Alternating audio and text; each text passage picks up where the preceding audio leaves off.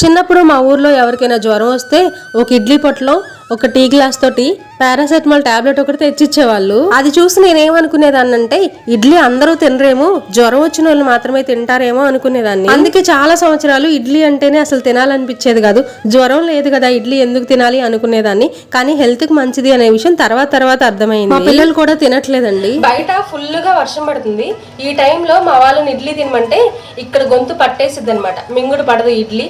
అయినా సరే ఈ రోజు నేను ఇడ్లీయే వండాలనుకుంటున్నా. వండేసాను కూడా.